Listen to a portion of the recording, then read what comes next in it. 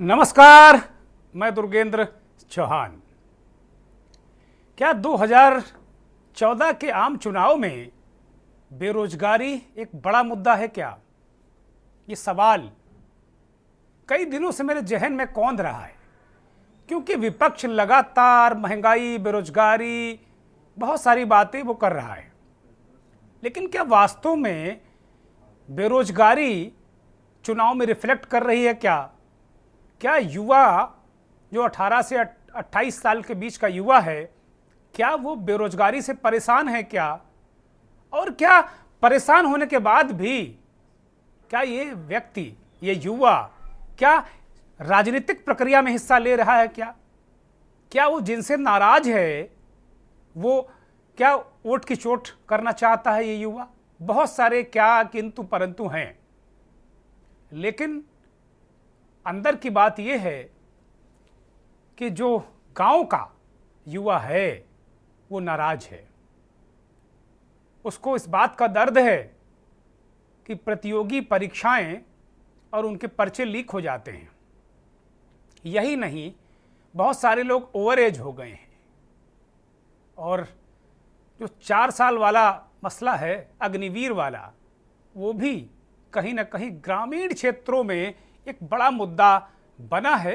हालांकि इसे बार बार इस पर पर्दा डालने की कोशिशें चलती रही हैं, लेकिन बेरोजगारी का एक बड़ा मुद्दा बना है। और बेरोजगारी क्या अचानक हो गई है क्या? केवल इन्हीं 10 सालों में बेरोजगारी हो गई है क्या? ऐसा बिल्कुल नहीं है, पहले से ही बेरोजगारी है। लेकिन सरकार की तरफ या नरेंद्र मोदी की तरफ 2014 में इन युवाओं ने देखा तो उन्हें लगा कि हमें एक ऐसा व्यक्ति मिल गया है जो हमें रोजगार देगा, हमारा ख्याल रखेगा। और यही वजह थी कि नरेंद्र मोदी को झौवा भर वोट मिला, झौवा भर। और वो चुनाव 14 का जीते। एक बार फिर मोदी सरकार, इस नाम पर के भी 5 ही साल हुआ है। 19 का जो जनमत है वो भी जनता ने और युवाओं ने खासतौर पर मोदी को दिया। लेकिन इस बार क्या युवाओं की बात भारतीय जनता पार्टी को लोग अपने रैलियों में क्यों नहीं कर रहे हैं? मैं नहीं सुन पा रहा हूं, या तो मैं उन रैलियों को नहीं सुन रहा हूं जिन रैलियों में युवाओं की बातें हो रही हों, बेरोजगारों की बातें हो रही हों। युवा विमर्श पूरे चुनाव से कम सत्ता पक्ष की तरफ से गायब है, और विपक्ष बार बार इन्हीं युवाओं को भारतीय जनता पार्टी की भाषा में उकसा रहा है। उन्हें इस बात के लिए कुरेद रहा है कि आपको इस मौजूदा सरकार ने 10 साल में रोजगार नहीं दिए, आपको सड़क पर ला दिया, इस तरीके की बातें कह रहा है। और ये कर कौन रहा है? जिन्हें नरेंद्र मोदी शहजादा कहते हैं। यूपी के 2 लड़के, पूरे देश में ये लड़के बेरोजगारी की बात युवाओं के बीच करते हैं, तो कम से कम रैलियों को देखकर तो यही लगता है कि युवा मैदान में आ चुका है। लेकिन जो 5वां चरण है जिसमें चुनाव हुआ है, बीजेपी और आरएसएस की अच्छी जानकारी रखने वाले कई लोगों से मेरी लगातार बात हो रही है। मैंने उनसे सवाल किया कि क्या चल रहा है, तो उन्होंने कहा कि बहुत कुछ चल रहा है, बहुत अच्छा चल रहा है, बहुत अच्छा होगा, लेकिन बेरोजगारी जमीन पर मुद्दा है। तो आज मंथन में हम इसी मुद्दे को लेकर आए कि क्या बेरोजगार युवा सत्ता के खिलाफ खड़ा हो गया है क्या, मोर्चा ले रहा है क्या?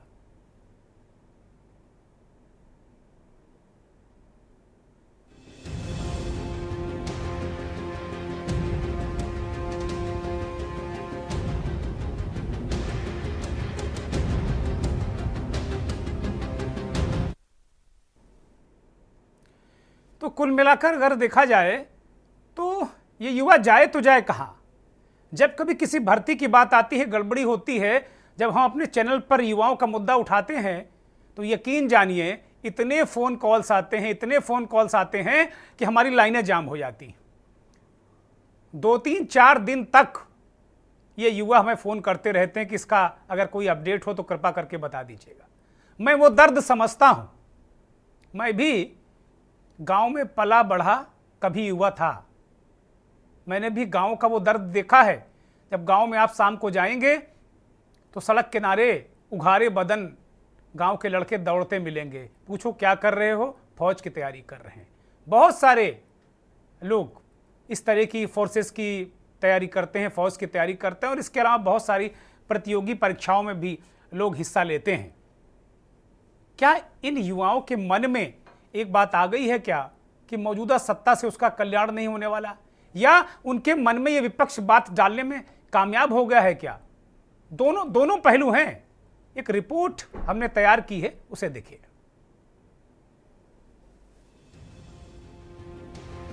लोकसभा चुनाव 2024 में अब तक 5 चरणों का मतदान हो चुका है। 25 मई को 57 सीटों पर छठे चरण में और आखिरी चरण में 1 जून को 57 सीटों पर मतदान होना है, जबकि 4 जून को मतगणना की जाएगी। लेकिन इन सबके बीच मुद्दा वही का वही है। एक अनुमान के मुताबिक जिस तरह से चुनाव के लिए दिग्गजों ने अपनी एड़ी चोटी लगा दी, उतना परिणाम आता नजर नहीं आ रहा है। माना जा रहा है कि इसका कारण नाराज युवा हैं। ये वो युवा हैं जो बेरोजगार हैं, जो रोजगार पाने के लिए दिन रात एक कर रहे हैं। लाखों रुपए की पढ़ाई में लगाकर खुद को आत्मनिर्भर बनाने के लिए भरसक प्रयास करने वाले युवा आज बेरोजगार हैं। कारण है वैकेंसी ना निकालना, और अगर भर्तियां निकली भी तो पेपर लीक होने के कारण उनका भविष्य लटक जाना। याद होगा आपको 2022 का वो साल जब अग्निवीर भर्तियां सरकार ने निकाली थी, और उसके विरोध के सुर भी काफी तेज हो गए थे। आलम ये था कि भारी नुकसान सरकारी राजस्व को झेलना पड़ा, ट्रेनों में आग लगा दी गई थी, बसों को रोक दिया गया था और हर तरह से विरोध हुआ था, लेकिन बदलाव नहीं किया गया और 4 साल का ही समय नियत कर दिया गया। आज का युवा कह रहा है कि भाई हमें शिक्षा के साथ रोजगार भी चाहिए। कोई भी माता पिता बिना रोजगार के अपने बच्चों को शिक्षा नहीं दिला सकता। कोई भी सरकार हो, उससे उम्मीद करते हैं कि हमें अपनी आवाज को उठाने का एक मौका तो दो, हमारी बात तो सुनो, हमारी समस्या का निवारण करें। लोकतंत्र के महापर्व में हर कोई हिस्सा लेना चाहता है, लेकिन सरकार हमारे हिस्से की बात भी नहीं करती और ना ही हमारी बात को सदन में ही उठाती है। संविदा नौकरियां नहीं होनी चाहिए, प्राइवेट नौकरी का भरोसा नहीं होता, क्योंकि बहुत सारी कंपनियां हैं जो घाटे के कारण कई बार बंद हो जाती हैं और ऐसे में कई हजार लोग बेरोजगार हो जाते हैं। आखिर इनकी जिम्मेदारी कौन लेगा? इसके लिए नौकरी में स्थायित्व तो चाहिए और इसके लिए सरकारी भर्तियां भी होनी चाहिए। युवाओं की भड़ास हम किससे करें आस? कौन सुनेगा हमारी आवाज? आखिर हम किसके लिए करें मतदान? सवाल उठता है कि कहीं वोटिंग प्रतिशत में गिरावट आने का कारण कुछ हद तक ये तो नहीं। स्पेशल डेस्क, के न्यूज इंडिया। अब हमने अपने सहयोगियों से कहा कि जरा 1-2 बेरोजगारों से बात करिए, तो कुछ बेरोजगारों की बातें आई हैं, जरा उनको सुन लेते हैं। सर नहीं, पेपर डिले हो जाते हैं और पेपर लीक हो जाते हैं, इसकी वजह से थोड़ी दिक्कत आ रही है। आपको लगता है कि 2 करोड़ नौकरियां मिली हैं पूरे देश में, जिस तरीके का मोदी सरकार दावा कर रही है? सर न्यूज़पेपर में तो फोटोज हैं, पर वही है कि वैकेंसीज कभी घटती बढ़ती रहती हैं। नहीं, आपको लगता है कि मिली होंगी इतनी नौकरियां? सब पता नहीं मुझे। आपने ट्राई किया था अपने लिए? जी सर, पर मुझे मिली नहीं मिली है। उन्होंने कहा अप टू 25%, अधिकतम 25% का मतलब कि 0 से 25%। ये 25% की भी गारंटी नहीं दे रहे। दूसरी बात कह रहे हैं कि अदर संस्थानों में इस देश का एक सेना का जवान जो माँ भारती की सेवा के लिए अपने पूरे जीवन को त्याग देता है, अपने घर परिवार, अपने गांव, बीवी बाल बच्चों को त्याग करके जैसलमेर की गर्मी हो या कारगिल के ठंड, विपरीत परिस्थितियों में देश का सेवा करता है, वो 4 साल बाद एटीएम के बाहर जाकर गार्ड की नौकरी करेगा? वो 4 साल बाद कहीं और जाकर के गार्ड की नौकरी करेगा? अपने मजाक बना के रखा हुआ इस देश की। हम कैसे आपकी बात पर भरोसा कर ले? ये वही सरकार है जिसने कहा था कि 50 दिन में अगर नोटबंदी की स्थिति सही नहीं हुई तो मुझे फांसी पर लटका देना। ये वही सरकार है जिसने कहा था कि जीएसटी लाने से इस देश की अर्थव्यवस्था अच्छी हो जाएगी। ये वही सरकार है जिस सरकार ने कहा था कि हम युवाओं को 2 करोड़ रोजगार देंगे। आज इन लोगों ने तमाशा बना के रखा हुआ है। ये सिर्फ अपनी तानाशाही की नीति से इस देश के नौजवानों को बरगलाने का काम कर रहे हैं और सिर्फ इनको बहकाने का काम कर रहे हैं। इसके अलावा इनके पास कोई सॉल्यूशन नहीं है, कोई ऑप्शन नहीं। यही चाहते हैं सरकार से कि वो हम लोगों को रोजगार दें अगर रोजगार ना भी दे पा रहे हों तो कम से कम कुछ ना कुछ प्रोवाइड कराएं या लोन कराएं, जिससे हम लोगों को रोजगार का मौका मिले, हम लोग आगे बढ़ें और इस सरकार से बहुत कुछ सीखने का मौका हम लोगों को मिलेगा। लेकिन जब तक हम लोगों को सरकार हमारे बारे में नहीं सोच पाएगी तब तक युवा जितने भी है वो पीछे जाएंगे, आगे बढ़ नहीं पाएंगे। ये बेरोजगारों की बात हुई, सवाल कर रहे हैं 2 करोड़ नौकरियों का हिसाब मांग रहे हैं इस देश के बेरोजगार। लेकिन जो चुनाव के मंचों पर सत्ताधारी दल के बड़े नेता किन मुद्दों पर बात कर रहे हैं, कम से कम बेरोजगारी और युवाओं के मुद्दे पर तो नहीं बात कर रहे हैं। मेरे परिवारजनों, भाजपा सरकार विरासत और विकास दोनों के महत्व को देती है। गुरु नानक देव जी ने पूरी दुनिया में मानवता की सेवा के लिए अपने निशान छोड़े। अफगानिस्तान में युद्ध हुआ तो हम अपने नागरिकों के साथ साथ पवित्र गुरु ग्रंथ साहब के स्वरूप को भी पूरे अदब के साथ माथे पर उठा करके वापस लाए। करतारपुर राहदारी को खोलने की कांग्रेस ने कभी हिम्मत नहीं की। ये काम भी सेवक के हाथ होने से लिखा था और हो गया। गुरुओं के प्रकाश पर्वों को देश दुनिया में पूरी शान से मनाना हो या फिर साहबजादों के बलिदान को समर्पित बाल दिवस की वीर बाल दिवस की घोषणा, आपकी इस इच्छा का पालन भाजपा ने किया। आज केरल का बच्चा भी वीर बाल दिवस का कार्यक्रम करता है। उसे पता चलने लगा है कि ऐसा बढ़िया बलिदान दिया गया था, लेकिन आज तक किसी को मालूम नहीं। कांग्रेस पार्टी के अध्यक्ष थे, रातों रात उनको बाथरूम में बंद कर दिया गया, उठा करके फुटपाथ पर फेंक दिया और संविधान की परवाह किए बिना कांग्रेस पार्टी पर ये शाही परिवार ने कब्जा कर लिया। साझादे, जरा बोलने से पहले 50 बार सोचना शुरू करो। प्रधानमंत्री जी कह रहे हैं कि कांग्रेस पर कब्जा कर लिया। सीताराम केसरी को बाहर फेंकने वाले मुद्दे को वो बस्ती की चुनावी सभा में उठा रहे हैं। अफगानिस्तान से गुरु ग्रंथ साहब को लाए, बहुत अच्छी बात है, उसको भी चुनाव में बताया जा रहा है। लेकिन जो ये सवाल पूछ रहे हैं बेरोजगार युवा कि उनके बारे में क्यों नहीं बोला जा रहा है, तो उनके बारे में कोई बातचीत नहीं हो रही है। हालांकि समय समय पर सरकार ये दावा करती है, उत्तर प्रदेश की और देश की, कि बेरोजगारी की दर घटी है। अब आंकड़ों में घटी है कि नहीं, वो तो आंकड़े आपके सामने हैं, दिख रहे हैं हमारी स्क्रीन पर, लेकिन वास्तव में दर घटी है। जमीन पर क्या स्थिति है? जमीन पर तो हमने 3 दिल्ली, प्रयागराज और एक अन्य शहर के युवा से हमने बात की, वो आपको हमने सुनाई क्या दशा है, क्या दिशा है। खैर, लेकिन मैं देख रहा हूँ, मैं बड़ा आश्चर्यचकित हूँ कि इस पूरे चुनाव में सारे विमर्श मीडिया का हिस्सा हैं, लेकिन युवाओं का विमर्श गायब दिख रहा है। स्वाति मालीवाल के साथ घटना दुखद है, लेकिन वो विमर्श आपको पूरे टीवी में दिख जाएगा दिन भर कि स्वाति मालीवाल का अपमान हो गया, हुआ भी, जो दोषी है वो जेल गया या गिरफ्तारी के बाद पूछताछ चल रही, होना चाहिए, वो अच्छी बात नहीं है। लेकिन जब बात और कहीं की आएगी, जब ये सवाल होगा कि भाई कर्नाटक में क्या हुआ था, मणिपुर में क्या हुआ था, अगर इसी विषय पर बात कर लो, तो फिर विमर्श बदल जाता है। ठीक बात है, कहीं भी महिला का अपमान नहीं होना चाहिए। महिलाओं की बात हो रही है, लखपति दीदी बनाने की बात हो रही है, टका टक महिलाओं के खाते में पैसे जाने की बात उसका विपक्ष कह रहा है और सत्ता पक्ष कह रहा है कि हम तो लखपति दीदी बना रहे हैं, हमारी योजना कॉपी कर ली। युवा इस बार विमर्श में नहीं है राजनीतिक दलों के, या चुनाव के केंद्र बिंदु में क्या युवा नहीं है? क्योंकि हमें मंचों से, नेताओं की जुबान से, खासतौर पर सत्ता दल के नेताओं की जुबान से युवाओं और बेरोजगारी की बात हो नहीं रही है। एक आंकड़ा बार बार कुछ पत्रकार हमारे इस कार्यक्रम में रखते हैं, वो कहते हैं कि जो 18 साल से ऊपर का युवा जो इस बार 2024 में वोट डालने वाला था, अगर वो 100, एक माना कि वो 100 युवा था, तो उसमें केवल 37 लोगों ने ही अपना वोटर आईडी बनवाया या वोटर के रूप में रजिस्ट्रेशन कराया। उन्होंने रजिस्ट्रेशन कम कराया या उनका रजिस्ट्रेशन कम किया गया, ये बहुत बड़ा प्रश्न है। लेकिन इतनी बड़ी संख्या में युवा वोट देने लायक हुए और उनमें केवल 37% रजिस्ट्रेशन हुआ, और उसमें वोट कितने दे पाए हों ये ईश्वर ही जानते हैं या वो युवा जानते हैं। इस महत्वपूर्ण विषय पर बातचीत करने के लिए हमने एक मेहमानों का पैनल आज बुलाया है। चंद्रिका प्रसाद उपाध्याय भारतीय जनता पार्टी के बहुत ही वरिष्ठ और संजीदा नेता, पूर्व मंत्री, विधायक और पूर्व ब्यूरोक्रेट हमारे साथ जुड़ गए हैं। बहुत स्वागत, बहुत धन्यवाद। समाजवादी पार्टी के वरिष्ठ नेता, प्रवक्ता अवधेश यादव हमारे साथ जुड़े हैं।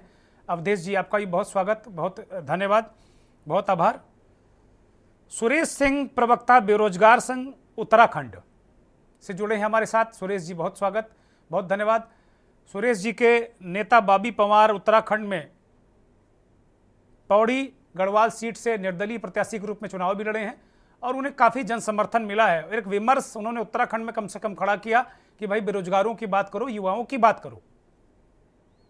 धनंजय गुप्ता, बेरोजगार युवा मंच उत्तर प्रदेश से हमारे साथ जुड़े हैं, राजधानी लखनऊ से। धनंजय गुप्ता, आपका भी बहुत स्वागत, बहुत धन्यवाद, बहुत आभार। और जाने माने पॉलिटिकल एनालिस्ट, विश्लेषक प्रोफेसर ब्रजेंद्र प्रताप सिंह हमारे साथ जुड़े हैं। बहुत स्वागत, बहुत धन्यवाद, बहुत आभार ब्रजेंद्र प्रताप। और पॉलिटिकल एक्टिविस्ट के तौर पर राजनीति में काम करने वाले मनीष शर्मा हमारे साथ काशी से जुड़े हैं। मनीष जी, आपका भी स्वागत, बहुत धन्यवाद, बहुत आभार। अब मुझे लगता है कि अगर बात युवाओं की है, बेरोजगारों की है, तो मुझे लगता है कि दोनों जो संघ के नुमाइंदे हैं उनसे पहले बात शुरू करनी चाहिए। और मैं फिर बड़ी जिम्मेदारी से कह रहा हूं कि मीडिया का विमर्श भी युवा नहीं है, बेरोजगार। और राजनीतिक दलों में कम से कम सत्ता पक्ष के मंचों से मुझे बेरोजगार या युवाओं की बात सुनने को नहीं मिल रही। कहीं कह रहे हो तो हो सकता मैं गलत होऊंगा, तो अपने आप को करेक्ट करूंगा। सीधा रुख करूंगा सुरेश सिंह की तरफ, जो प्रवक्ता हैं बेरोजगार संघ उत्तराखंड के। सुरेश जी, जो युवाओं की स्थिति है, युवाओं की परिस्थिति है, और जो रोजगार की जो उनको सरकारें मुहैया कराने के दावे करती हैं देश की, प्रदेश की, उससे क्या इस उत्तराखंड का, देश का, प्रदेश का युवा संतुष्ट है क्या? और क्या वो चुनावी विमर्श बनकर जमीन पर उतर रहा है क्या? बहुत बहुत धन्यवाद चौहान जी, आपका जोड़ने के लिए, उत्तराखंड के बेरोजगारों की आवाज को अपने चैनल के माध्यम से देश तक पहुंचाने के लिए। मैं थोड़ी सी गलती में सुधार करना चाहूंगा। बॉबी पंवार जी टिहरी लोकसभा से चुनाव लड़े। बॉबी पंवार जी टिहरी से चुनाव लड़े। उत्तराखंड के इतिहास में पहली बार देखा गया जब 26 साल का युवा बेरोजगार जो चुनाव मैदान में उतरा और उसने भारतीय जनता पार्टी की प्रत्याशी को कड़ी चुनौती दे रखी है। और चुनाव के परिणाम जो 4 तारीख को आने वाले हैं वो निश्चित रूप से हमारे पक्ष में आएंगे, ऐसा हमारा पूरा विश्वास है।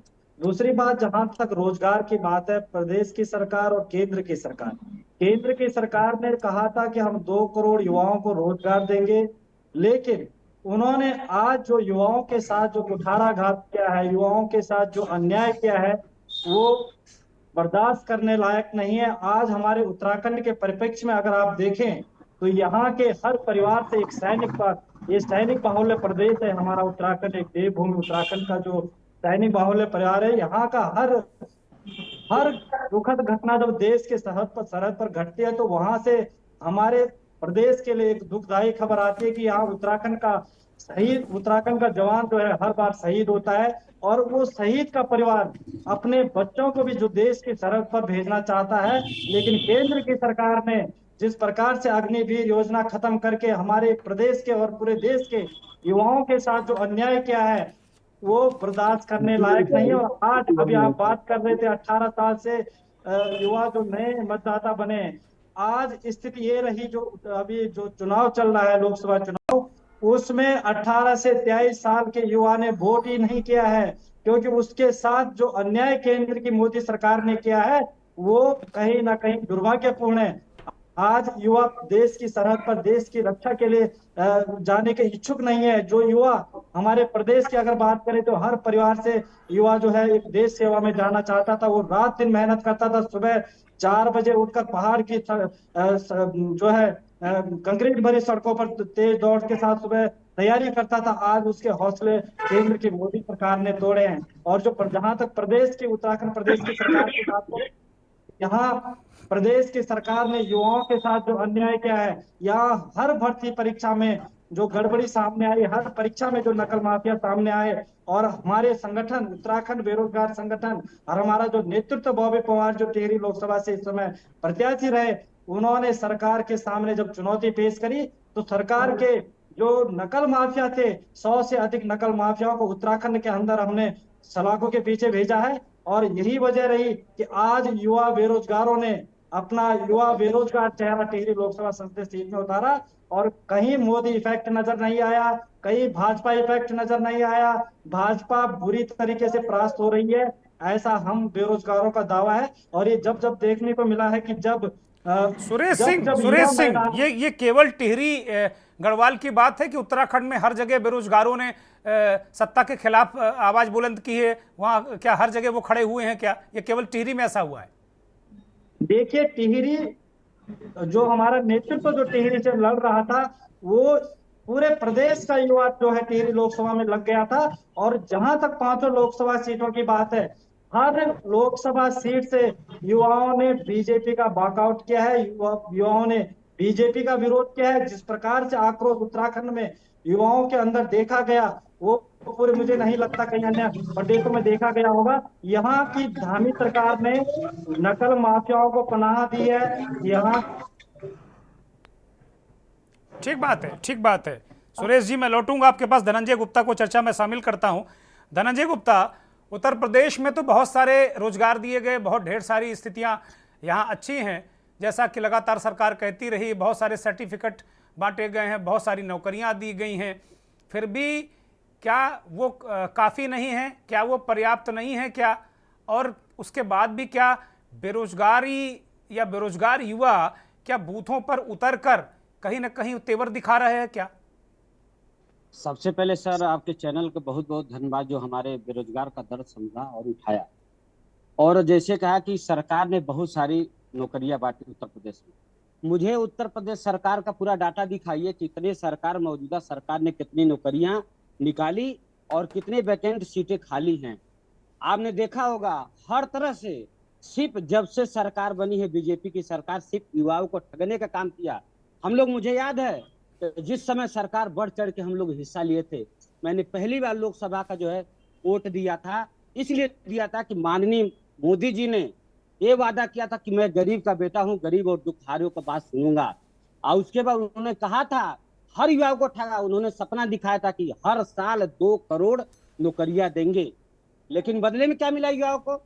ये हुआ कि 2 करोड़ देने के बजाय कुछ न कुछ करोड़ों में इन्होंने जो है रोजगार के साधन और नौकरियां और सरकारी नौकरियां के ऐसा उन्होंने सिस्टम बनाया ताकि पूरा सरकार ने पूरा ऐसा सिस्टम बनाया ताकि आने वाले समय में एक भी सरकारी नौकरियां, जिस तरह से आउटसोर्सिंग का काम किया जा रहा है मौजूदा सरकार, ये बताइए नरेगा को जो है रोजगार मानते हैं। ये जो है शिक्षा मित्र है, उसको भी जो है डाटा में दिखाते कि हमने रोजगार दिया। हालांकि वही एक देखे होंगे 69,000 मुद्दा शिक्षक भर्ती का जो है बहुत ज्वलंत मुद्दा है। वो करीब 900 दिनों का आंदोलन रहा, लेकिन कोई भी सरकार में नहीं सुना, क्योंकि ये पढ़े लिखे युवाओं को बेवकूफ समझते हैं। इसीलिए इस बार युवाओं ने अपनी पूरी ताकत झोंक दी है। हर जगह, हर नुक्कड़ चौराहा पर इस समय एक गठबंधन सरकार के ये समझ लिए कि नामुमकिन एक कार्यकर्ता की तरह काम कर रहे हैं, क्योंकि उनकी आशा और उम्मीद जगी है। इनके कैलेंडर में आज तक कोई रोजगार का नहीं दिखा, केवल हिंदू मुसलमान और इसके बाद पाकिस्तान। इसके अलावा जब इनके पास रोजगार की बात करो तो राम मंदिर की बात करते हैं। ये बताइए सर, हाँ मंदिरों में रोजगार मिला। अभी देखिए उत्तर प्रदेश की सरकार ने इतनी बेशर्मी का हद तब होती है कि उनको इन्होंने जो है टीजीटी का मानक दे करके जो भर्ती उसका जो है प्रवक्ता का सैलरी देने का काम किया। और यहाँ 5 सालों में एक भी टीचरों को, जबकि मैं डाटा के साथ बता दूं करीब 25 लाख बीएड बीटीसी बेरोजगार बैठे हुए हैं, लेकिन उनके लिए कोई रोजगार नहीं निकाला गया, कोई भी। और नहीं तो और जितने भी थे वो 69,000 शिक्षक भर्ती के जो 6800 वाले अभ्यर्थी हैं, बेचारे जिनका नियुक्ति होना चाहिए था, वो आज जो है आज आंदोलन लखनऊ के सड़कों पर थक गए और आचार संहिता के बाद उनको घर आना पड़ा। बताइए, इन डाटा बताइए, इनसे पूछिए। एक देखिए, मैं आपको बता दूं मौजूदा टाइम में अभी केंद्रीय मंत्रालय और विभाग में जो है सिर्फ 9,10,000 9 लाख से ज्यादा पद खाली हैं। सार्वजनिक क्षेत्र में जो है बैंक में है लगभग 2 लाख से ज्यादा पद खाली हैं। स्वास्थ्य वैज्ञानिक स्वास्थ्य पद के लिए मैं आपको बता दूं 2.25 लाख पद खाली हैं। उसके बाद आंगनबाड़ी में 2.25 लाख के लगभग केंद्रीय विद्यालय में लगभग 17,000 के पद खाली है। प्राथमिक विद्यालय में रिकॉर्ड तोड़ 8,37,000 पद खाली हैं। और उसके बाद प्राथमिक में केंद्रीय विद्यालय हो गया, आईआईटी में भी जो है बताइए, जो देश और दुनिया में जिस संस्थान में जाकर के पढ़ करके हमारे इंजीनियर ने, यहाँ तक कि नासा में आप खोजेंगे सबसे ज्यादा परसेंटेज में वैज्ञानिक हमारे आईआईटी के हैं, लेकिन वहां भी देखिए सरकार की बेशर्मी देखिए, वहां भी लगभग मैं आपको बता दूं 17,000 पद खाली हैं। और भारतीय सेना में मत पूछिए 10 लाख से ज्यादा। आज जिस तरह एक बताइए 73 साल के धनंजय नौकरी दे तो रहे भाई, अग्निवीर के रूप में बड़े पैमाने पे भर्ती की है उन्होंने। ये बताइए भी एक सुनिए सर, 73 साल के युवा हैं वो, एक बार मौका मान रहे कि दोबारा हमको तिबारा प्रधानमंत्री बना दीजिए। अब 22 साल को अग्निवीर को जो है रिटायरमेंट कर रहे हैं, तो युवा कहाँ जाएगा? ये बताइए जो 4 साल में जो निकल के आएगा, एक तो मानसिक टेंशन से पीड़ित होगा। नहीं, उन्होंने एक प्रोग्राम दिया है जो 75% युवा, 25% तो रिटेन करेंगे, लेकिन जो 75% युवा धनंजय आएगा उसके लिए बहुत सारे, सरकार कह रही है, बीजेपी के लोग कह रहे हैं कि बहुत सारे एवेन्यूज खुले हैं, उसके लिए बहुत सारे अवसर हैं, बहुत सारी चीजें हैं। खैर मुझे एक ब्रेक लेना है, ब्रेक का इशारा हो गया है तो मैं ब्रेक पर जा रहा हूं। वास्तव में इन अग्निवीरों के लिए या युवाओं के लिए क्या वो अवसर हैं क्या, और क्या इस बार जो चुनाव हो रहा है राजनीतिक रूप से ये बेरोजगार युवा सक्रिय है क्या, और किसी दल विशेष को का विरोध कर रहा है या दल विशेष का समर्थन कर रहा है क्या, ये बड़ा सवाल है।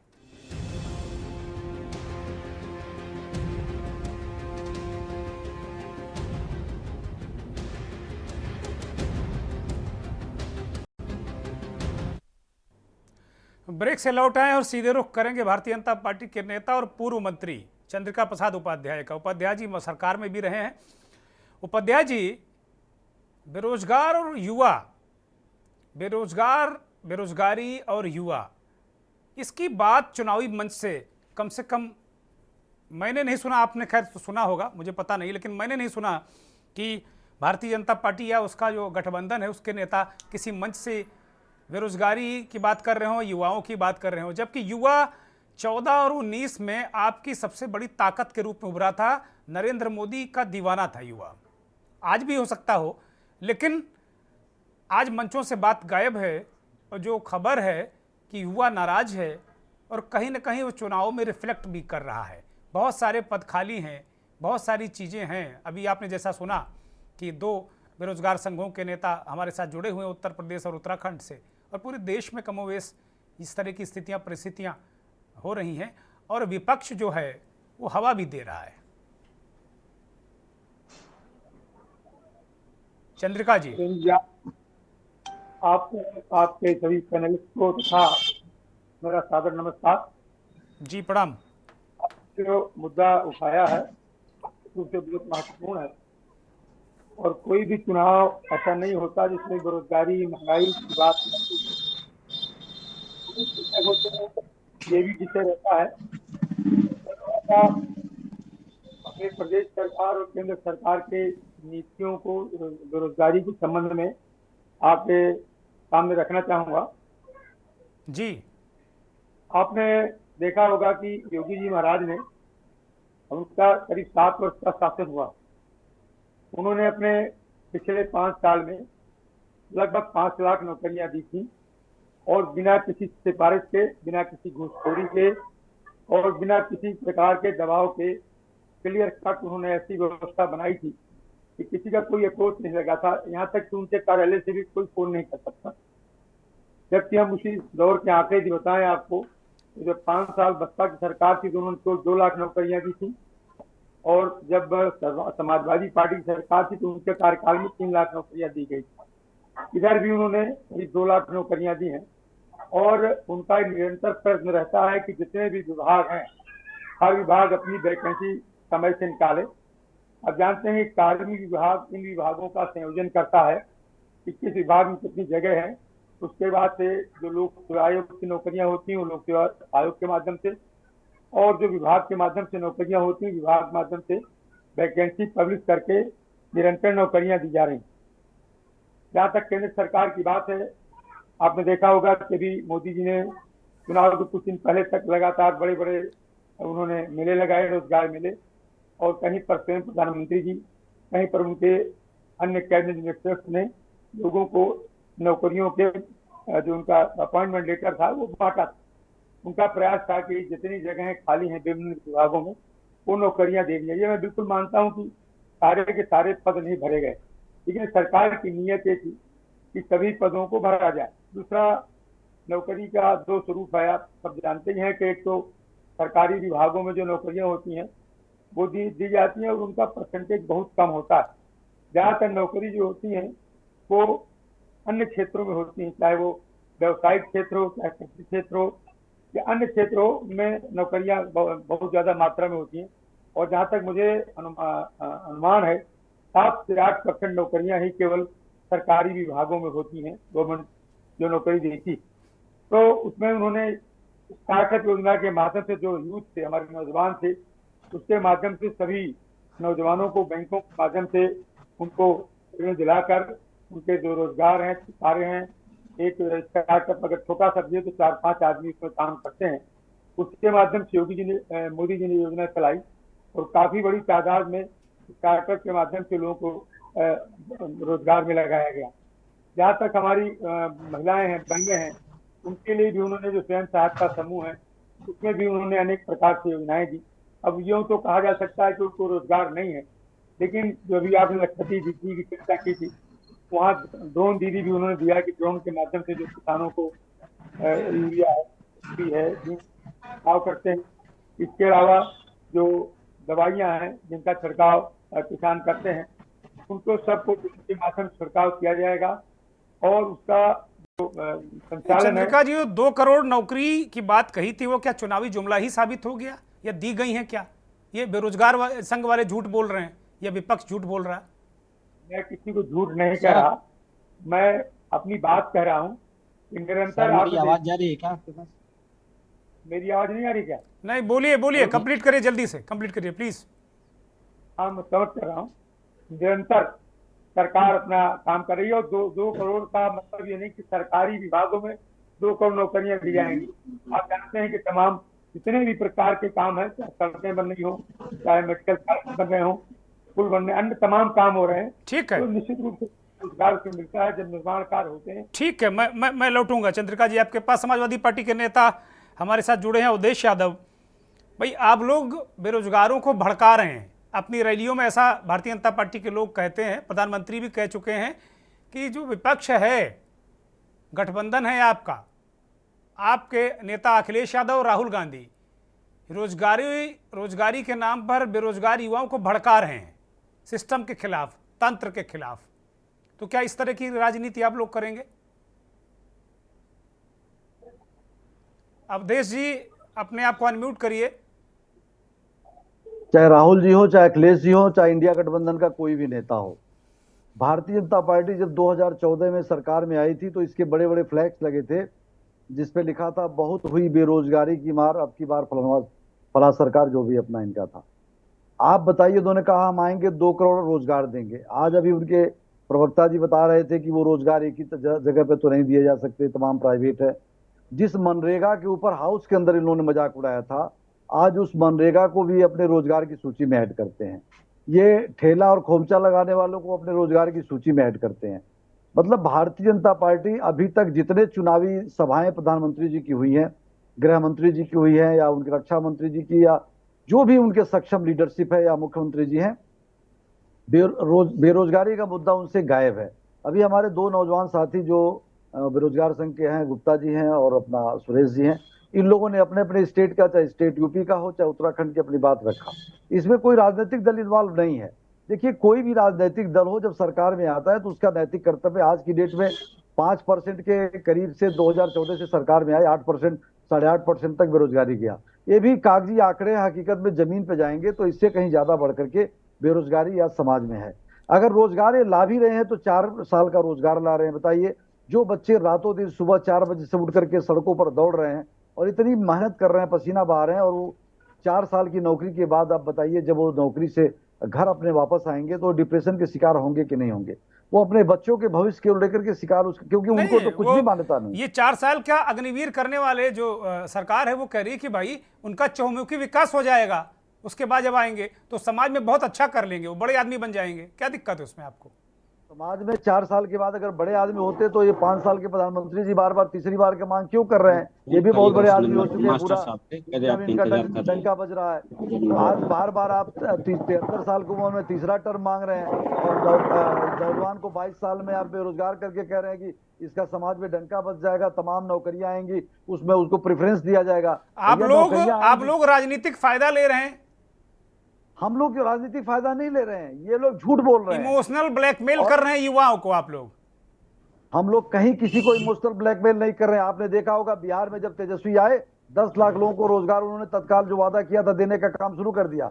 हम लोगों को अवसर तो दीजिए, अवसर देने के बाद अभी हमारे इंडिया गठबंधन ने कहा जो 30 लाख पद खाली पड़े हैं केंद्र में उसको तत्काल भरने का काम किया जाएगा। इमोशनल ब्लैक नहीं। आज ये लोग कह रहे हैं जब जो जहां पे सरकार कांग्रेस आई भी है कर्नाटका वगैरह में, जो वादे किए थे उसको पूरा करना शुरू कर दिया है। हम लोगों ने अपने समय में, अखिलेश जी की जब सरकार थी, हमने नौजवानों के हाथ में लैपटॉप पकड़ाए थे, हमने नौजवानों को बेरोजगारी भत्ता दिया था, हमने तमाम। वो कहते थे, योगी जी कहते हैं आप तमंचा पकड़ाते थे, आप कह रहे लैपटॉप पकड़ाते हैं। गजब है अवधेश यादव। जो भी क्या है उनके पास कोई मुद्दा नहीं है, मुद्दे से भटकाना चाहते हैं। आज तो नौजवान जो है ना सोशल मीडिया पे उनका मजाक उड़ा रहा है। अभी पीछे आ रहा था कि अभी पाकिस्तान की बात नहीं आई, तब तक पाकिस्तान की बात आई, तब तक सोशल मीडिया पर आ रहा था, अभी तक। ठीक है अवधेश जी, मैं लौटूंगा अवधेश जी, आपके पास आऊंगा। ब्रजेंद्र प्रताप सिंह हमारे साथ जुड़े हैं। ब्रजेंद्र, क्या ये जो बेरोजगारों या युवाओं का हम देखते हैं इस पूरे चुनाव में, हमने देखा जो युवा युवा युवा युवा 19 में 14 में बीजेपी के हर मंच से युवा युवा होता था, नारा लगता था। इस बार चुनाव में कहीं भी युवा की बात नहीं हो रही मंच से। प्रधानमंत्री जी कहते हैं कि कांग्रेस पार्टी वालों ने अपने अध्यक्ष को बाथरूम में बंद कर दिया, बाद में फेंक दिया, सोनिया जी को बैठा दिया। ये बातें तो वो करते हैं।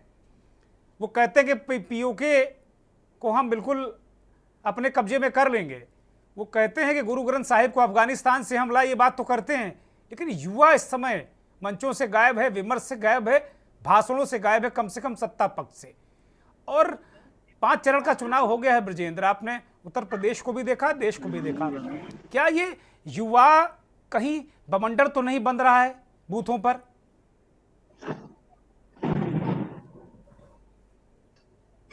अनम्यूट करिए। 2014 में मैंने प्रधानमंत्री नरेंद्र मोदी, तब प्रधानमंत्री नहीं हुए थे, प्रयागराज के परेड मैदान में उनकी एक सभा हुई थी। मेरी आवाज सुन पा रहे हैं दुर्गेंद्र? हाँ, दर्शक सुन रहे हैं, बोलिए ब्रजेंद्र। 2014 में प्रयागराज में, तब वो इलाहाबाद होता था, प्रधानमंत्री पद के जो उम्मीदवार थे नरेंद्र मोदी जी, उन्होंने 18 से 28 साल के नौजवानों को संबोधित किया था। 18 से 28 साल वाले जी। सरकार 10 साल चल चुकी है। 2024 में उनका भाषण मैंने कल फिर सुना। 14 में युवा संबोधित किया जा रहा था, 24 में प्रयागराज में संबोधन नहीं हुआ। प्रयागराज पूर्वांचल का सबसे बड़ा विश्वविद्यालय है। यहाँ कई लाख नौजवान प्रतियोगी परीक्षाओं की तैयारी करते हैं। अगर प्रधानमंत्री इस शहर में युवाओं के रोजगार की बात को नहीं कहेंगे तो फिर किस शहर में कहेंगे? यहाँ उन्होंने धर्म और अध्यात्म पर बोला, कुंभ के मेले पर बोला। दुर्गेंद्र जी, इस चुनाव में सत्ता पक्ष को ये चाहिए था कि वो कहता कि हमने बेरोजगारों को ये रोजगार दिए, नौकरी के अवसर पैदा किए। लेकिन मैं ये देख रहा हूं लगातार रोजगार के नाम पर नौकरी और दिहाड़ी मजदूरी को क्लब किया जा रहा है।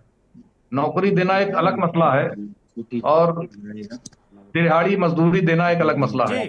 मनरेगा के जो मजदूर हैं वो दिहाड़ी के मजदूर होते हैं। नौकरी अलग विषय है, नौकरियों में आरक्षण का विषय है। 69,000 भर्ती का जो मामला चल रहा है उसके लोग जेल जा रहे हैं। वो जो आंदोलन कर रहे थे उनको लखनऊ में गिरफ्तार कर लिया। तो ये सरकार सीधी तौर पर नौजवानों को अपने साथ ले नहीं पाई है। वो अखिलेश के साथ जाएंगे, राहुल के साथ जाएंगे, ये उनका मकसद हो सकता है, लेकिन नौजवानों में एक निराशा है। नौजवानों में निराशा अपनी नौकरी को लेकर है, रोजगार के अवसर को लेकर है और छोटे छोटे उद्योगों को लेकर भी नौजवानों में एक निराशा का संचार है।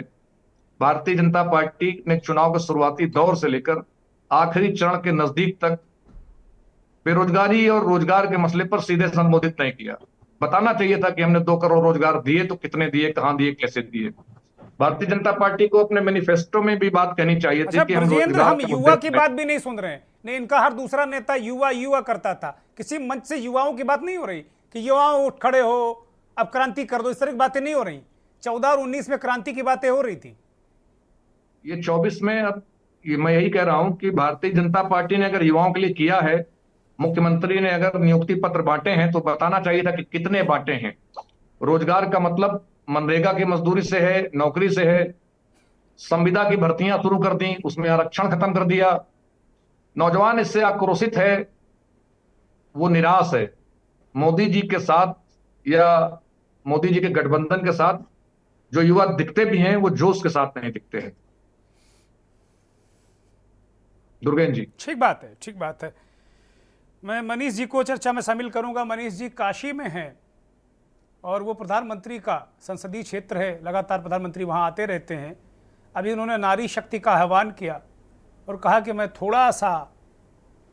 मैंने जो राशन वाला आप लोगों को सुविधा दी है, उससे थोड़ा सा आप लोगों को महंगाई से राहत मिली होगी। तो वो महंगाई को तो वहाँ थोड़ा सा एड्रेस किया 5 किलो राशन की पोटली से।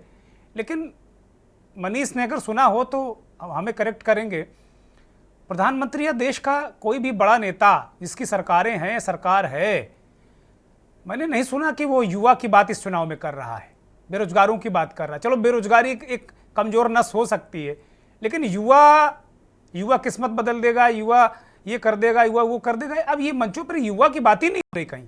मनीष, अनम्यूट करिए मनीष।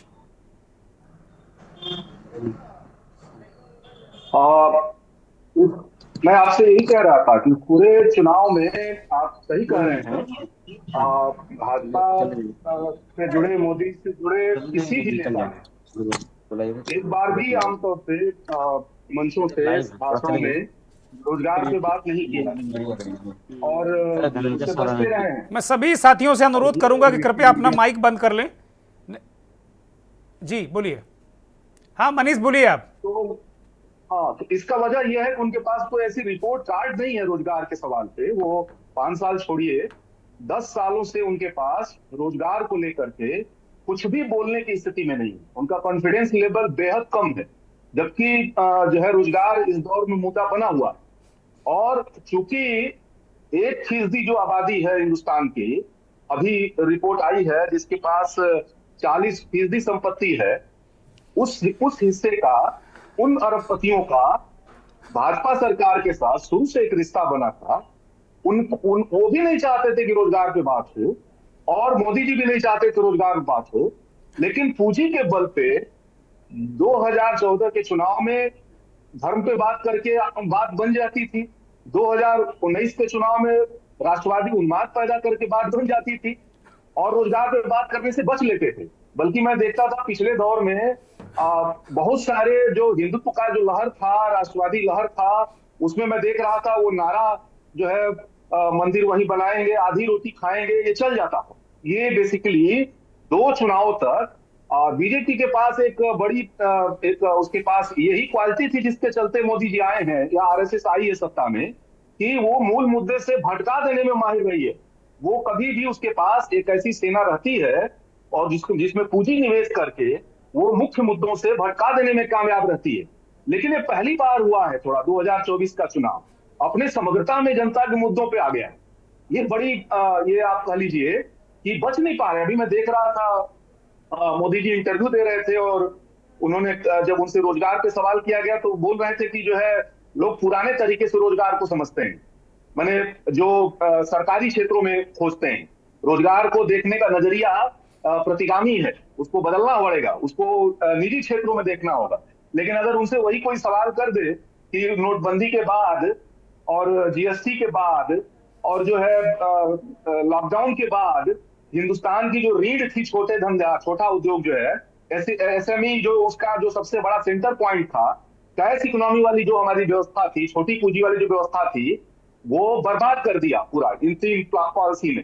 तो सरकारी क्षेत्र की तरफ तो नहीं हुआ है, प्राइवेट क्षेत्र में भी हमारी जो सबसे ज्यादा अभी भी हमारी वर्क पावर जो खेती में है वो बर्बाद हो गई है। वहां कुछ नया रोजगार है ही नहीं, और जो छोटा धंधा है उस धंधे को आपकी जीएसटी ने, आपकी नोटबंदी ने, आपके उसने बर्बाद कर दिया है। तो आपके पास इस समय, और इसीलिए आप देखिएगा संसद में सरकार ने खुद स्वीकार किया है कि 45 साल बाद इस तरह की बेरोजगारी हिंदुस्तान में है।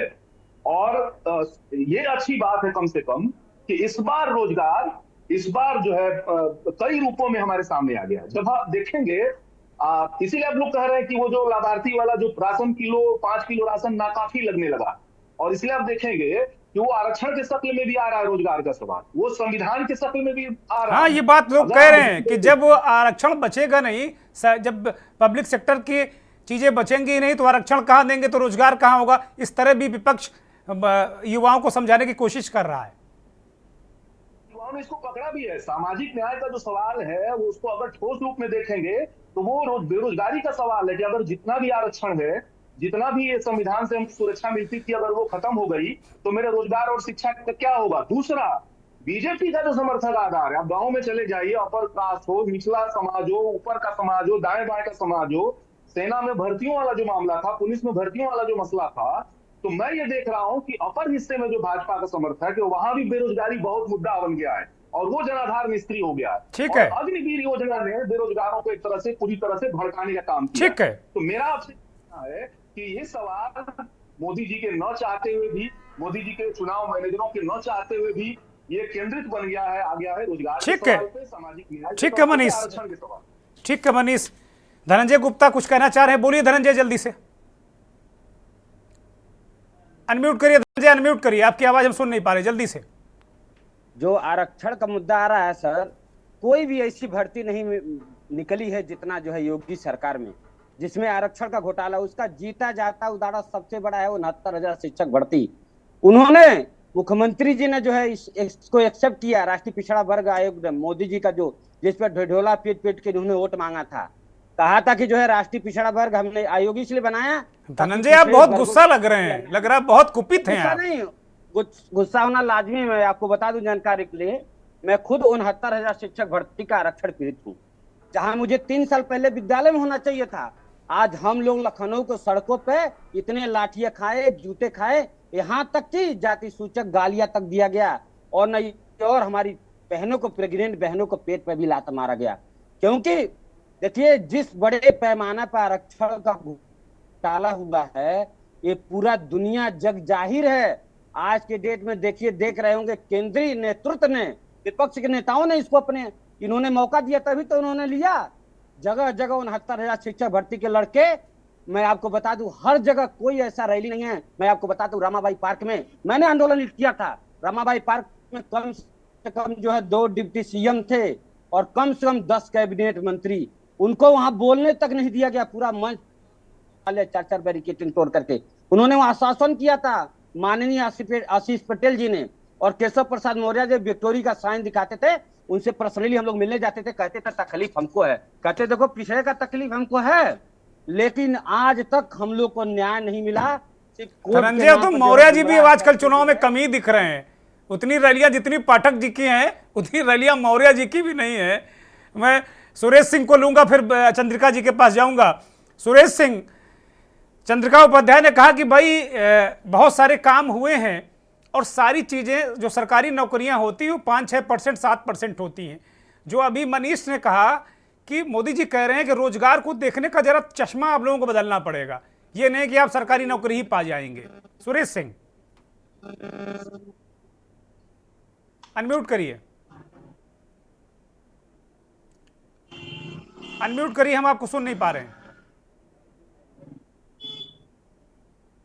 सुरेश सिंह अनम्यूट करिए।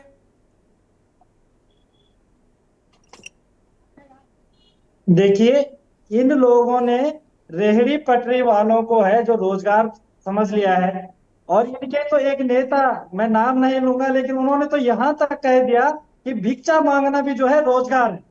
ये भिक्षा मांगने को रोजगार समझ रहे हैं, रेहड़ी पटरी लगाने वाले को रोजगार समझ रहे हैं। ये दिहाड़ी मजदूरी को भी रोजगार समझ रहे हैं। और जो मोदी जी ने कहा था 2014 में, मैं उत्तराखंड के परिप्रेक्ष्य में कह रहा हूँ, उत्तराखंड के परेड ग्राउंड देहरादून में मैदान में मोदी जी जनसभा को संबोधित कर रहे थे और उन्होंने कहा था उत्तराखंड के परिप्रेक्ष्य में कि पहाड़ की जवानी और पहाड़ का पानी जो है वो पहाड़ के काम नहीं आ रहा है। और 10 साल बाद यानी कि 2024 में वो ऋषिकेश में आते हैं और उनका दुर्भाग्य से क्या होता है कि उसी दिन हमारी बॉबी पवार जी की एक बाइक रैली होती है, उनको किराए की भीड़ जुटाकर ऋषिकेश में ले जाना पड़ता है और फिर वो वहां पर भी इन्हीं शब्दों का यूज करते हैं कि पहाड़ की जवानी और पहाड़ का पानी जो है प्रदेश के काम नहीं आता है। तो मैं इनसे पूछना चाहता हूँ, ये भारतीय जनता पार्टी के मंत्री जी, उपाध्याय जी जो बैठे हैं, कि अगर आप 10 साल पहले भी उन्हीं शब्दों का यूज कर रहे हैं और 10 साल बाद उन्हीं शब्दों का यूज कर रहे हैं, तो आपकी डबल इंजन की सरकार है उत्तराखंड प्रदेश में। आपकी डबल इंजन की सरकार ने पिछले 10 सालों में क्या किया? बल्कि आपकी डबल इंजन की सरकार ने यहाँ के युवाओं के सर फाड़े, यहाँ के युवाओं के टांगे तोड़ी, यहाँ के युवाओं को लहूलुहान किया देहरादून की सड़कों पर, और वो पूरी देश दुनिया ने घटनाक्रम देखा। आज उत्तराखंड में पेपर लीक, उत्तर प्रदेश में पेपर लीक, और जो राष्ट्रीय स्तर की परीक्षाएं हैं, नीट जैसी परीक्षाओं को आपने लीक कर दिया। आप युवाओं को रोजगार की बात कर रहे हैं। इस प्रकार का भ्रष्टाचार आपने युवाओं की परीक्षाओं के साथ किया है, युवाओं के भविष्य को आपने बेचा है। 64,000 पद उत्तराखंड में रिक्त पड़े हैं। डबल इंजन की सरकार को देखिए, मुख्यमंत्री पुष्कर सिंह धामी जी की सरकार को देखिए, 64,000 प्रदेश, एक छोटे से प्रदेश में उत्तराखंड। ठीक है सुरेश, मैं जवाब ले लेता हूं। चंद्रिका जी बहुत गंभीर नेता हैं। चंद्रिका जी, उत्तर प्रदेश और उत्तराखंड दोनों से जो बेरोजगार संघ के लोग जुड़े हैं, उनकी पीड़ा तो है, दर्द है। ठीक है, आप ये कह सकते हैं कि भाई सबको सरकारी नौकरी हम नहीं दे सकते हैं। वो कह रहे हैं टांगे तोड़ी गई, एक कह रहा सिर फाड़ा गया। मतलब बड़ी गंभीर स्थिति तो है, इसमें कहीं कोई संदेह नहीं। और वास्तव में वो सवाल उठा रहे हैं कि भाई 2014 में भी वही पहाड़ की जवानी और पानी, और 24 में भी पहाड़ की जवानी और पानी। 10 साल हो गया ना, अब जवानी भी रोको और पानी भी रोको भाई। और बदलाव हो रहा है देश के अंदर। ठीक है सुरेश, मैं जवाब ले लेता हूं। ये चंद्रिका जी से जवाब है। चंद्रिका जी जवाब दीजिए। मैंने जैसा कि पहले आपसे कहा, अभी हमारे साथी ने कहा कि छोटे छोटे काम को भी रोजगार मान लेते हैं, तो ये स्वाभाविक है कि भिक्षा को भी रोजगार, चाहे कोई किसानी करता हो, चाहे कोई उद्योग चलाता हो, या कोई छोटा मोटा काम भी करता हो, सबको गवर्नमेंट एड्रेस करती है। अब जैसे उन्होंने रेहड़ी पटरी का सवाल उठाया, तो मैं ये कहना चाहता हूँ कि उनको भी सरकार ने 20,000 रुपए तक की उनकी व्यवस्था की, इंटरेस्ट फ्री, ताकि वो अपना काम ठीक से कर सकें। अब ऐसा करना स्वाभाविक इसलिए है कि जो कोई जो काम कर रहा है उसी में उसको प्रमोट करना, कॉपरेट करना, ये सरकार का कर्तव्य है। अग्निवीर योजना की हमारे मित्रों ने चर्चा किया कि वो उससे रोजगार नहीं मिलेगा। दुनिया के जो भी विकसित देश हैं वहाँ ये इस प्रकार की सब जगह योजनाएं हैं कि एक बड़े वर्ग को हम मिलिट्री ट्रेनिंग देते हैं, 1/4 उसमें उनको रेगुलर कोर्स में देते हैं। उसके अलावा जो लोग बचते हैं उनको फिर पुलिस में है, सीआरपी में है, अन्य जगहों पे उनको भी लेते हैं, उनको प्राथमिकता देते हैं। ऐसा नहीं कि उनको ट्रेनिंग करके छोड़ दिया, पर सबको सब जगह देने की कोशिश की जाती। कोई भी सरकार हो तो उसकी पूरी कोशिश होती है कि हम अपने नौजवानों को रोजगार दें, और रोजगार विभिन्न प्रकार का होता है। जैसे मैंने पहले बताया आपको, स्टार्टअप के माध्यम से भी दे रहे हैं, ठीक है, और महिलाओं का भी बताया आपको, और सरकारी जगहों को बहुत फेयर तरीके से, चाहे मोदी जी चाहे योगी जी ने तमाम नकल माफ। ठीक है चंद्रिका जी, थैंक यू। ब्रजेंद्र प्रताप, ये जो परिस्थितियां हैं, बीजेपी के लोग अपनी बात कह रहे हैं, उन्होंने जो किया है बेरोजगारों के लिए, युवाओं के लिए, वो कह रहे हैं, अपनी बात तो वो रख ही रहे हैं। लेकिन क्या आपको लगता रहे कि विपक्ष इस मुद्दे में इमोशनल ब्लैकमेल कर रहा है क्या ब्रजेंद्र? नहीं, इमोशनल ब्लैकमेल नहीं कर रहा है।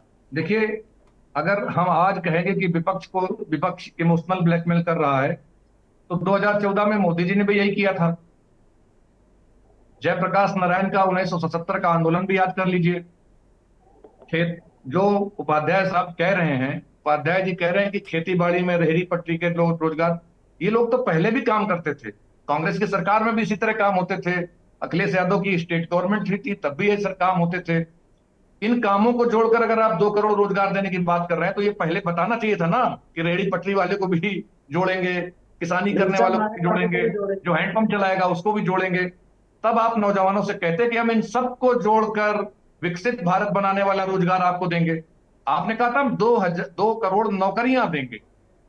नौकरी में और रिक्शा चलाने में, पकौड़ा तलने में, गन्ने की जूस की दुकान लगाने में, ये कामों में फर्क है ना। आपने ये नहीं बताया कि तो पॉलिटिकल, जब आप मंच पर होते हैं, आप नौजवानों से बात कर रहे होते हैं, तो आपने कहा हम नौकरी देंगे। अब नौकरियां अगर आप आउटसोर्सिंग पर कर देंगे तो उनको आरक्षण कैसे देंगे? उनको आरक्षण कहां से देंगे? क्योंकि आपने निजी क्षेत्र में भारत में आरक्षण लागू नहीं किया।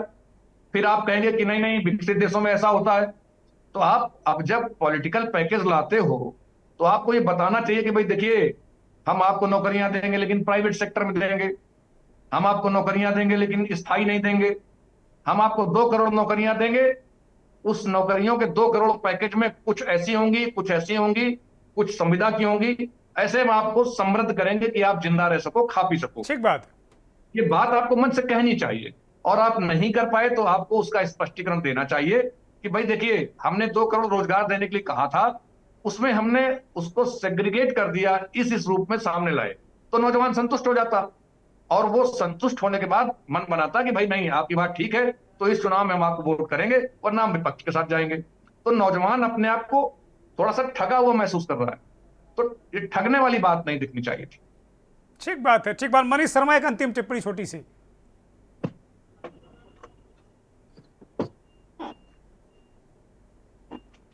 अनम्यूट करिए मनीष जी। बस एक बात ये कहना चाहते हैं कि अगर मोदी जी के चश्मे से भी देखा जाए, अगर रोजगार को मोदी जी के चश्मे से भी देखा जाए, तो हम अपने आसपास निजी क्षेत्रों में, जब निजी क्षेत्रों में देखते हैं, तो चाहे वो बुनकरी का मसला हो, चाहे वो कानपुर का चमड़ा उद्योग हो, चाहे वो पीतल उद्योग हो, चाहे वो अलीगढ़ का ताला उद्योग हो, हम कहीं भी जो है ये सारे जो देश के अंदर के जो छोटे छोटे बिजनेस के इलाके थे, वो सब नष्ट होते हुए हम देख रहे हैं।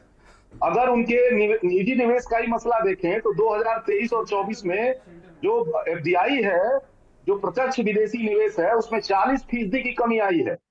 और अगर हम जो है उन आंकड़ों को भी देखें, बेरोजगारी के ओवरऑल जो वृद्धि को हम देखें अगर प्राइवेट और सरकारी मिला करके, तो हम ये देख रहे हैं कि वहां भी भारी संकट है। लेकिन एक बात और कहते हुए कि ऐसा नहीं है कि पूरा देश खाली संकट में, सब लोग संकट में है, हर तरफ बेरोजगारी है, जी नहीं।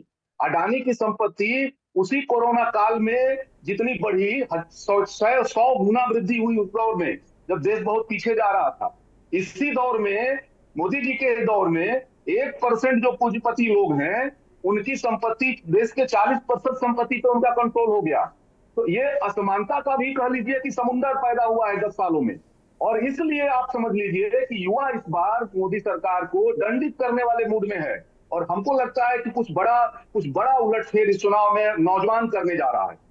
बहुत शुक्रिया मनीष, बहुत शुक्रिया चंद्रिका जी, अवधेश जी, ब्रजेंद्र प्रताप सिंह, सुरेश सिंह, प्रवक्ता बेरोजगार संघ, धनंजय गुप्ता, आपका भी धन्यवाद। बहुत आभार उन करोड़ों दर्शकों का जो के न्यूज़ को देखते हमारे इस खास कार्यक्रम को अपना आशीर्वाद और स्नेह प्रदान करते हैं। कहते हैं जिस ओर जवानी चलती है उस ओर जमाना चलता है। अब देखना है कि जवानी किस ओर गई है, तो फिर 4 जून को जमाना किस तरफ जाएगा, इसका हमें इंतजार रहेगा। नमस्कार।